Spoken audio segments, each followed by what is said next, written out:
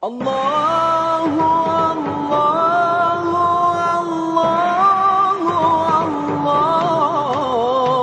Allah. Here's a question for Trivial Pursuit addicts. Which religion has the greatest number of believers around the world? Well, there's no clear answer. Both Christians and Muslims occur in roughly equal numbers, around 1 billion of each. Of course, in Western Australia, there's no doubt there are only 6,000 or 7,000 Muslims here, but the number is increasing. But there are enough in Perth to support an exclusively Muslim school, which opened its doors for the first time last month. Bob Pride reports. Allahu Akbar,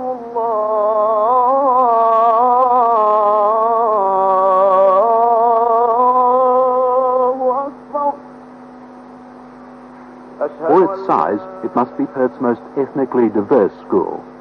Just 49 children, but they're drawn from at least 11 countries.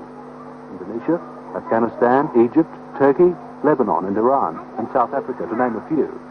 So many have a story to tell of their families' escape from war or oppression. But nor do their parents see our society as perfect, especially not our schools. We feel by having this school, we are going to introduce a new society.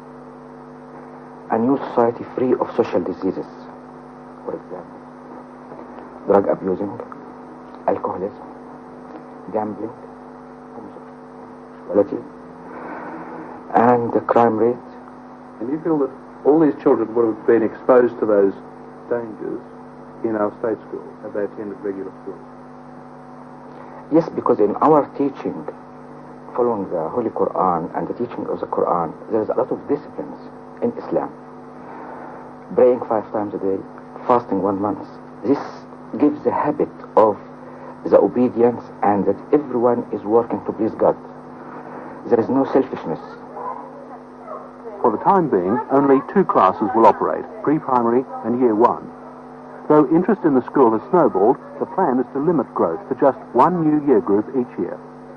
And while religion and Muslim teachings remain foremost, the school conforms with Education Department guidelines in all other respects.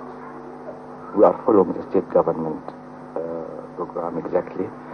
The only difference, we are giving the environment, we are giving the atmosphere, we are giving the teaching of the Holy Quran on the top of that. We are giving them the feeling every day that everything they do good to please God. Everything they are not good, they are not doing it because they are fear of God. The senior teacher is Linda Velisky, who applied for the job because she wanted something different. The kids, she says, are really no different to any others, except that they share one special quality. It comes from the family, basically. They have a terrific feeling of community spirit, of family-mindedness, of sharing, of caring for each other, these children.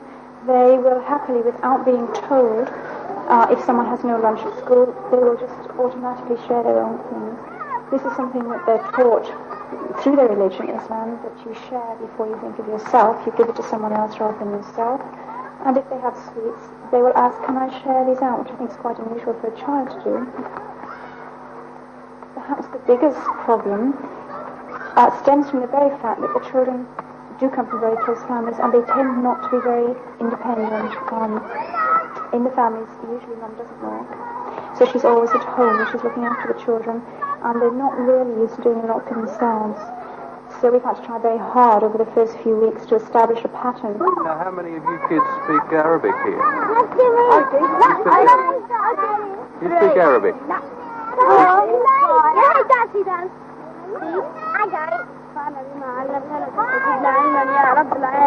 Coming as they do from staunch Muslim families, these children will be raised to know and observe the strictures of the Muslim faith, its puritanical rules on morality, and its punitive provisions laid down in the Quran. An eye for an eye and a tooth for a tooth, and the severing of the hand as punishment for theft.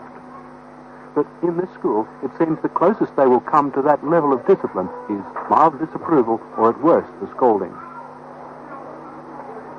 As well as prayer times throughout the day, a weekly visit to the nearby city mosque is another feature of life at the school. With parents drawn from many different Muslim backgrounds, it's keen to tread a truly ecumenical path and to keep Muslim politics out of the grounds. It's reflected in the school's success so far. Language and culture, there are many represented here. How do you cope? Again, it doesn't seem to be a great problem. They seem to mix because they do have this common bond of Islam, and this brings them together over and above any kind of nationality or language problem. The idea for this school only came about in November, and it's yet to earn official status for an allocation of government funds. So, for the time being, it must pay its own way. Even the buses and drivers' time were a donation. Alhamdulillah, thanks God, that we managed to raise something like $40,000 in the early stages. And we believe that through the community, inshallah, that we will keep the school running at any price, even if it comes to selling my own home. We have a terrific amount of goodwill from the parents, and that is worth an awful lot of money, I think. We only have to ask for something to be done, and it's done immediately.